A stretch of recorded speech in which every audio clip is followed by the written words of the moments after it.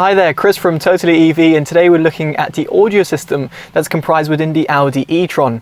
Now if you'd like a full detailed review of the SUV, do check it out on our website down below, or indeed on our YouTube channel. It'll be on the banner and also in the description. Also down there you'll find a link to our Instagram, so if you do use that social media platform, we'd very much appreciate a follow. It's at TotallyEVnet. So without further ado, let's see if the comfort and sound pack with the Bang Olufsen sound system is actually worth your money. So first off, let's talk about the setup. Now the Bang Olufsen system is a 16 speaker setup. It also has 705 watts of total power. Now in comparison to the default audio configuration within the e-tron, that's a 10 speaker layout instead. Now in terms of the Bang Olufsen system, it can be customized through the infotainment display. There are treble, bass, subwoofer controls, focus, surround level and 3D sound to choose from. What's a little bit shame over here is that the treble hasn't been categorized. In other words, you haven't got mid-range and highs, which are in two separate categories. Instead, treble is bunched up with mids and highs in one single category.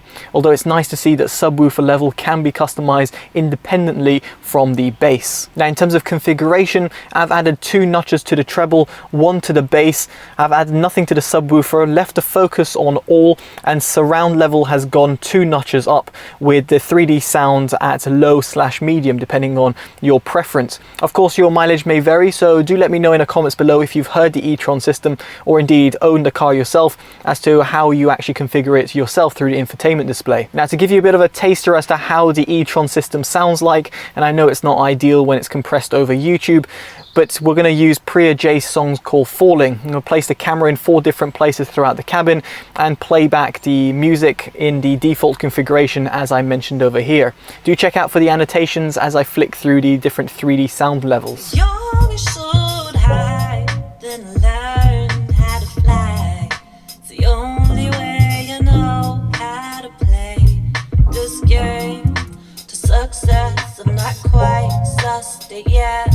When I reach the brink, don't stop to think. I always sink, and now I'm falling, falling, crawling my way back to falling from so high, falling from so high,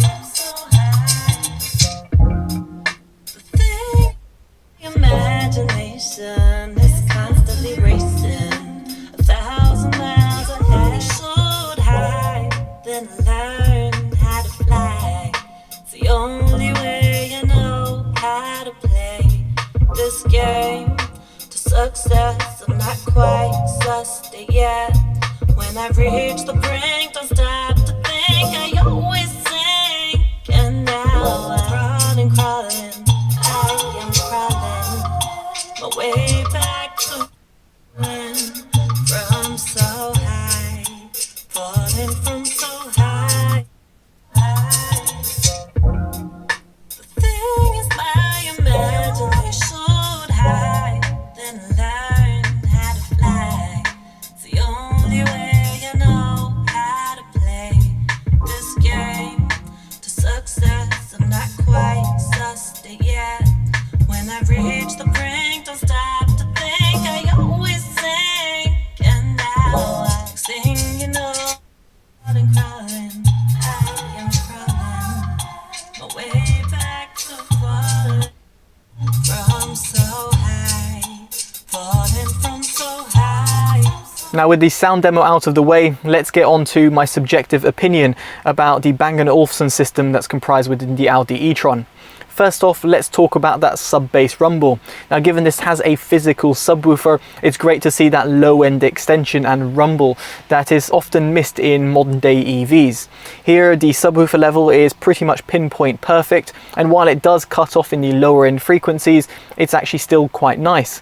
And given the subwoofer is located at the back, you can also adjust this if you feel that you need a little bit more oomph in terms of your overall low-end rumble. As for the mid-bass, it's precise and concise and sounds really nice. Although a little notch added to the bass does bring a little bit of life to, let's say, R&B and dance music, but of course your mileage may vary. Now, as for the mid-range, here is where I'm a little bit disappointed by Bang & Olufsen specifically, because the brand is kind of renowned for a good mid-range type of sound in their floor-standing speakers and premium audio hi-fi setups. Here, the Bang & Olufsen system sounds a little bit subdued, and unfortunately, given the treble adjustment is lobbed in with the highs as well, it means that the mid-range is, well, somewhat recessed sounding, a little bit pushed back, and for a system that essentially costs around £1,900, I would have expected just a little bit more emphasis on the mid-range tones. As for the highs, they do extend pretty well, although you'll want to make sure that you don't adjust the treble too much in order to counteract the somewhat recessed pushed back mids, because the highs can get a bit sibilant, specifically when you're cranking up the volume a little bit louder. As such, +2 to +3 is pretty much your limit on the treble, although again, depending on your ear's sensitivity, you might find that actually adding more will result in a unlikable experience. At least in my case, with my ears rolling off at around 17 kilohertz, I felt that anything more just added a bit too much zing at the top end. And finally, onto the Soundstage, where here the 16 speaker layout should really convey a perfect instrument separation, width and depth. Now, while instrument separation is pretty much flawless no matter where you sit in the cabin, the width and depth is a little bit lackluster. Now, don't get me wrong, in comparison to cheaper systems out there, or shall I say cheaper vehicles, the Audi e-tron will sound spectacular, but for people who are expecting a premium audio experience when it comes to its soundstage width and depth, it's not quite there with the Audi e-tron. Again, at least in my subjective opinion. And no matter what audio setting you use, so for example the 3D modes, and you leave it to off or let's say put it to high, it will impact the sound. Although lobbing it on the high mode really does severely impact the mid-range more than it is already recessed as it is by default. So depending on your preference and depending on how many people often sit in the car, it will really depend on how you want to configure the system. As for the focus, I would really suggest to leave it on all, as even as a front passenger driver and putting it on front, the sound just feels, well, less open and less wide, which again isn't exactly a great trait. Now, am I being a little bit too harsh on the Audi e-tron? Well, to be honest with you, the audio system is good. It will sound fantastic to a lot of untrained ears.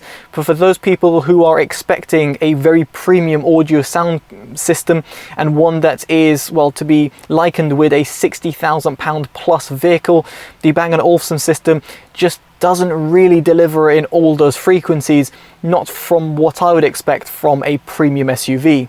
But that's my opinion and my thoughts about the audio system. I'd be very much intrigued to hear your thoughts down in the comments below. So if you've liked this type of video, make sure you give it a like, subscribe to see more, and of course favorite and share to help the channel grow. Alright, I've been Chris from TotallyEV. Take care and goodbye.